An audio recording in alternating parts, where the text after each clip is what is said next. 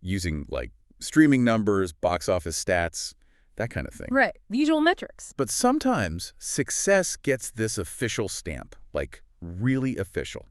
And that's what we're looking at today. The big headline: Lee Min-ho got the Presidential Commendation. Yeah, October 23rd, 2025 at the 16th Korean Popular Culture and Arts Awards. It's a huge deal. So today we're doing a deep dive into what this kind of institutional recognition actually means. Exactly. This isn't just another award. The Presidential Commendation, well, comes straight from the government. It's major.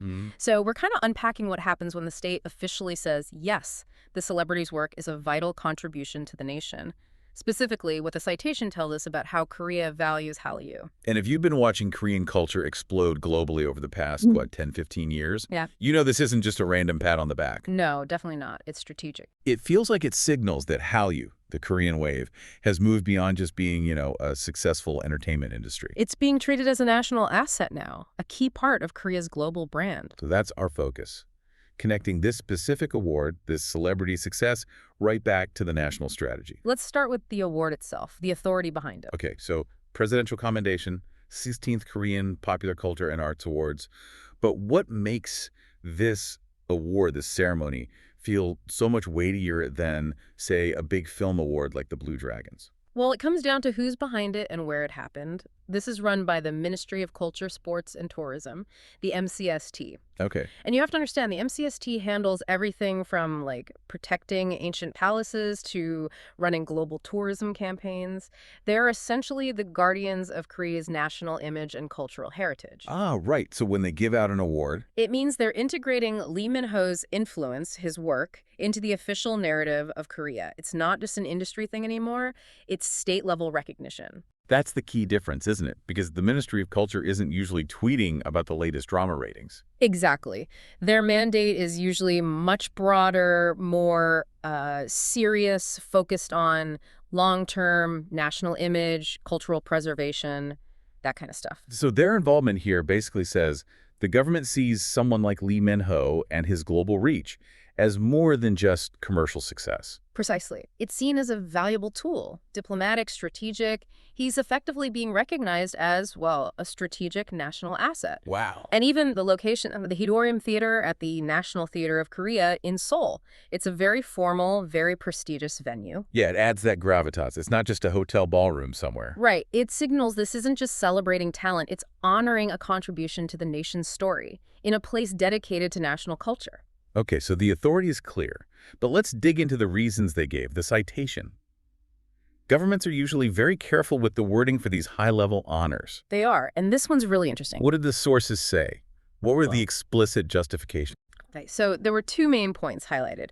First, his foundational role in spreading Hallyu globally. That's the big picture, acknowledging his impact over, more than a decade. Right, his overall contribution to the Korean wave. But second, and this is specific, they cited his performance in the Apple TV Plus series, Pachinko. Pachinko. Okay, now that's interesting. Why single out Pachinko? He's been in massive hits for years. Huge dramas that arguably reached more people initially. That's where you see the strategy, I think. Think about how Hallyu has evolved. Early on, it was these huge, often domestically focused dramas that just caught fire internationally. Yeah, the classics. But Pachinko represents something else. It's different. It's what you might call prestige Hallyu. Prestige Hallyu. Explain that. Well, it's an expensive production, right? Backed by a major global streaming platform, Apple TV Plus Hallyu. It's based on a critically acclaimed best-selling novel, and it tackles really complex, deep, sometimes difficult historical themes. The immigrant experience, historical trauma. Yeah. Definitely heavier than some of his earlier romantic leads. Exactly. So the government citing Pachinko specifically, it suggests they're now valuing this kind of project. So you're saying they might value this global, critically acclaimed, historically aware project, maybe even more than just a show with huge domestic ratings. It looks that way. The citation implies that quality, critical reception, and that global platform reach like Apple TV Plus provides are now maybe weighing heavier in the state's calculation than just pure viewership numbers. Interesting. These kinds of projects, they don't just entertain. They kind of legitimize Korean storytelling on the world stage. They make international audiences see it as serious art, not just, fun top culture. That's the definition of soft power, isn't it? Pretty much. And Lee Min-ho actually touched on this in his acceptance speech. speech. He specifically mentioned the global growth of the Republic of Korea's brand. Connecting his work directly to the national brand. Right. So the implication is, yeah, success on these big international streaming platforms is seen as directly boosting Korea's image and influence globally. It's a tangible cultural export.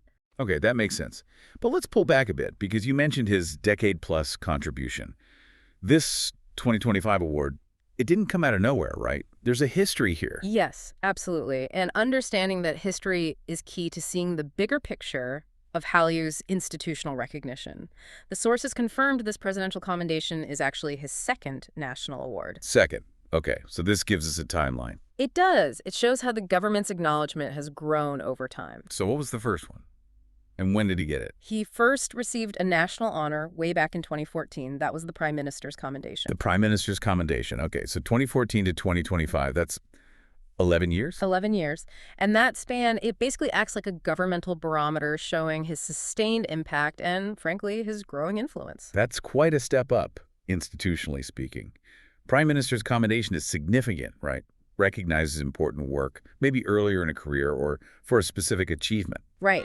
But the presidential commendation, that's definitely the next tier. It suggests something more transformative, maybe career-defining influence on a national scale. So what is this progression, this upgrade over 11 years? Tell us about how the state views his contribution now compared to then. I think it shows his impact hasn't just lasted, it's actually escalated, and maybe the nature of his impact has changed or matured. How so? Well, back in 2014, the Prime Minister's Award likely recognized that initial huge explosion of Hallyu he was a major part of, getting those first waves of global fans hooked on K-dramas. Right, the expansion phase. Exactly. Now, fast forward to 2025, the Presidential Award, especially citing Pachinko, it seems like recognition for solidifying the Korean brand internationally through these more prestige projects.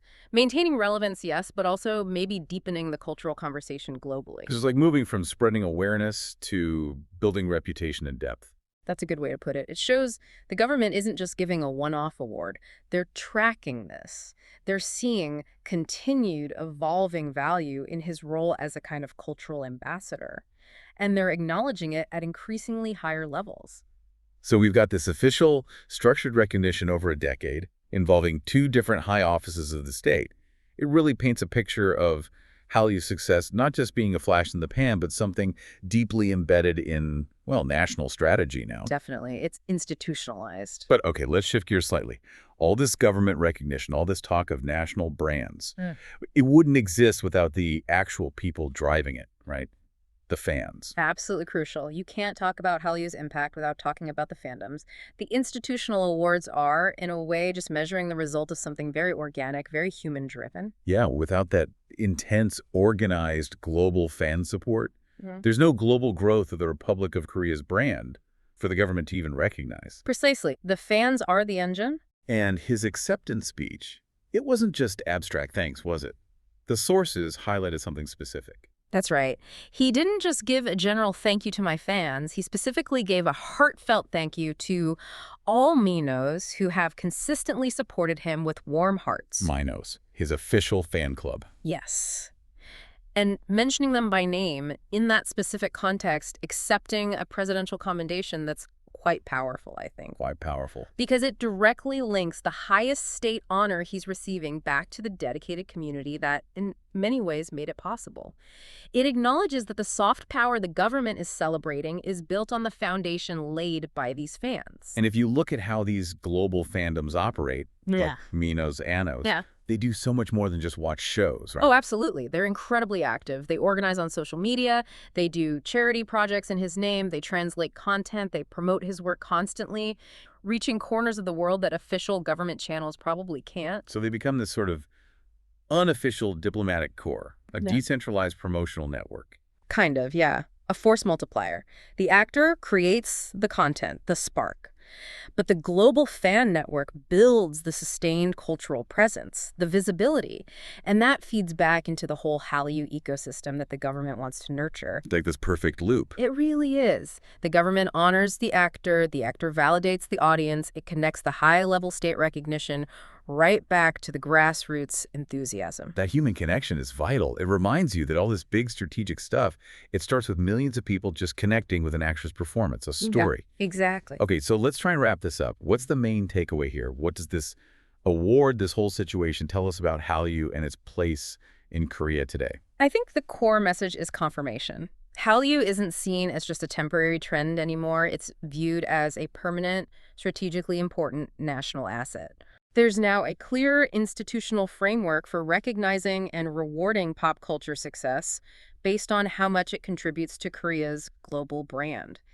They're treating figures like Lee Min-ho less like just actors and more like long-term cultural diplomats. And his specific journey from the Prime Minister's Commendation in 2014, recognizing that initial spread, to the Presidential Commendation in 2025, linked to maturing the brand with projects like Pachinko, that whole arc perfectly illustrates this evolution. It's like a case study in how the government's valuation has deepened over the last decade. Right. It tracks the growing sophistication of Hallyu's global impact. Which brings us to a final thought, something for you to chew on after this deep dive. Okay. If this institutional recognition has a clear upward path starting at the Prime Minister's level, now reaching the President's Commendation, what's next? What's the ceiling?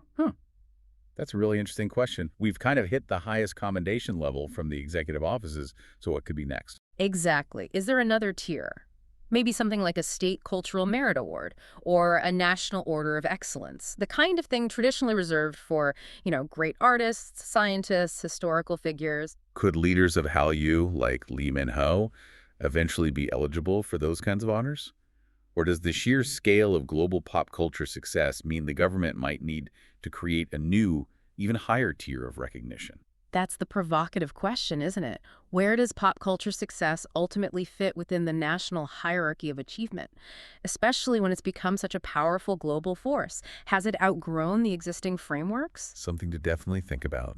What does the ultimate state valuation of pop culture look like in the future? We'll have to wait and see. Okay, we'll leave you with that thought. Thanks for diving deep with us today.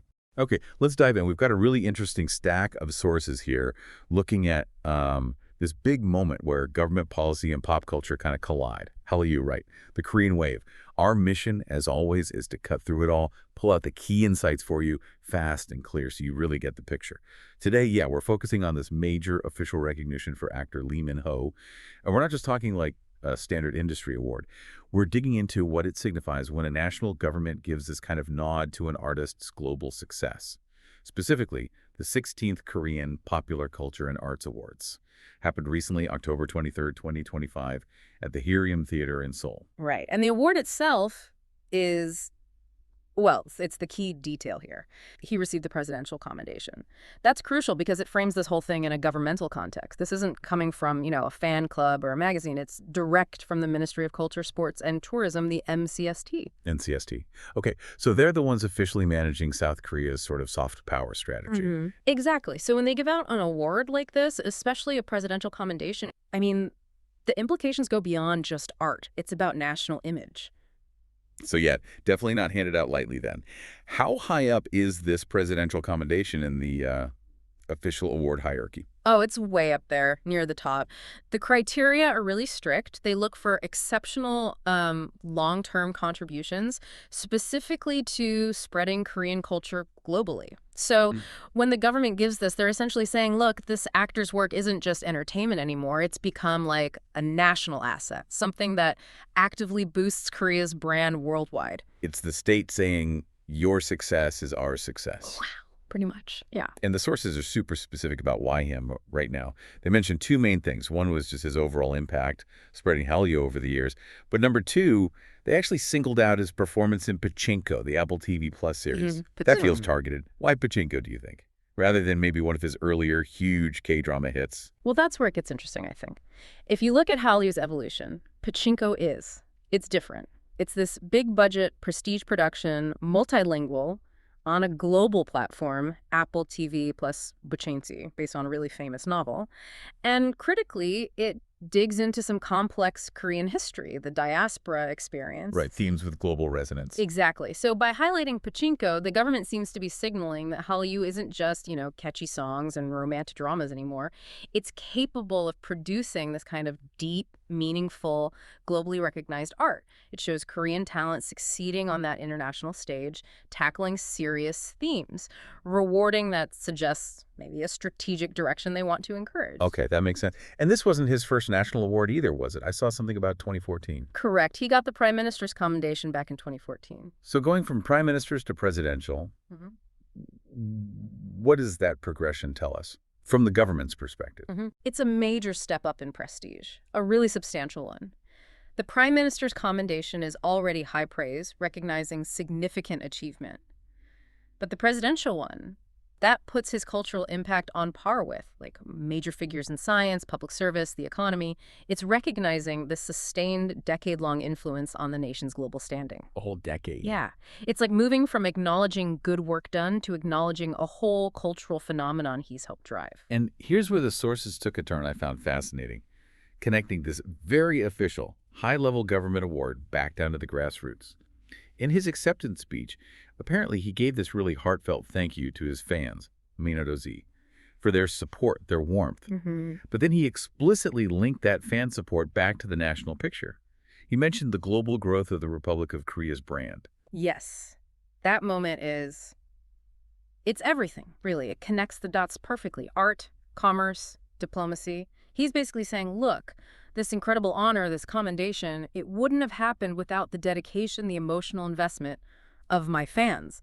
They're the ones actually doing the work of spreading that soft power. The distribution network. Absolutely. Okay, so we have the official government stamp, the presidential commendation, but then, the briefing docs spend a surprising amount of time on the engine behind it all. The analysis shifts from, policy document to this really personal level. We need to talk about this specific fan the sources zoom in on, Minoz. Right, and that's such an interesting analytical choice. Why focus on one fan and report about a major state award? But the description they use, it's revealing. She's more than just a fan. She's a force of love, loyalty, and unwavering support. They're seeing fandom not as passive consumption, but as, well, almost like active work. A force of love. It sounds like they view her, and maybe the whole Minoz community by extension, as critical infrastructure. Yeah. What is she doing that's so important? I think it's about stability and positive narrative management. Think about it keeping a huge global online community engaged and positive over years. That's hard. The source mentions her presence as like a steady light, meaning she's consistent, she encourages others, keeps the vibe positive. She's not just cheering, she's kind of maintaining the community spirit. Okay, like community management. Yeah, exactly. That kind of steady, positive presence helps counter the negativity or drama that can sometimes crop up in fandoms. It protects the star's image, keeps the fan base cohesive, even during quiet periods in his career. And the source says she celebrates his journey, stands by him as if cheering from the front row of every stage. It also connects this loyalty to shared values. It explicitly says being a fan like Minoz means connecting with the values he represents: humility, hard work, grace, kindness. Is that just nice language, or is there something deeper there? I think it's fundamental to understanding why some fandoms, especially in Hallyu, are so strong and last so long. When fans connect based on shared values, not just looks or a hit show, but things like humility, grace, it creates a much deeper bond. It's an aspirational identity they're buying into. Interesting. And crucially, the source notes Minoz mirrors those qualities. So the fan isn't just consuming the image, they're validating it through their own actions within the community. That shared ethical framework builds resilience. It makes the group cohesive. They're not just fans of Lee Min-ho, they're part of a community that values certain principles. That's powerful for maintaining global reach. It does sound powerful. Though focusing so much on one fan, Minoz, you have to wonder, is this just a really convenient narrative, the perfect example of the loyalty they want to highlight? Well, it's probably both, right? She functions as an archetype, a stand-in. The government is rewarding the result, the cultural export, the brand enhancement. But by highlighting her, the document subtly reminds us of the cause, this incredible, sustained, voluntary, emotional labor from countless individuals. It puts a human face on the abstract idea of Hallyu soft power. Okay, let's synthesize this. We put the presidential commendation on one side and the spotlight on minozdeetv on the other. What's the big takeaway? The commendation is the official proof of global impact, the government saying, yes, this worked. But the focus on minozdeetv tells us how it worked. The minozdeetv fandom, people like her, they're the engine. They provide the emotional connection and the digital infrastructure that makes that global reach sustainable. You can't have one without the other. Exactly. The state is basically rewarding a star whose success relies heavily on this incredibly effective, value-driven, grassroots community organization. And the source calls it a standout chapter in his fandom story, a bond that distance, time, or fame could never weaken. It really emphasizes that loyalty, that continuity, which circles back perfectly to his acceptance speech, thanking Minoz and mentioning the national brand, star, fan, state. It's all connected. Precisely. Wow. Okay, that was a really illuminating deep dive. Let's quickly recap the key nuggets for you. The award. Presidential Commendation, October 23rd, 2025, from the Ministry of Culture, Sports, and Tourism. Key reasons. Overall Hallyu spread, but also the strategic significance of pachinko. Right, and the crucial understanding that this kind of sustained cultural diplomacy isn't just about government strategies or hit shows. It's fundamentally anchored in the dedicated, value-driven support of fans like minozdeetv. They are the essential community infrastructure that powers Hallyu's global success year after year. Okay, so here's a final thought for you to chew on. We usually analyze cultural diplomacy through government policy, budgets, maybe trade deals, big picture stuff. Yet these sources spent real time on one fan, described as a force of love. Makes you wonder, is truly effective cultural export less about top-down mandates and more about these bottom-up individual heartfelt connections? The kind of connection that builds intense loyalty and shared values, turning ordinary people into powerful voluntary ambassadors for a nation's global image. What kind of loyalty really underpins the culture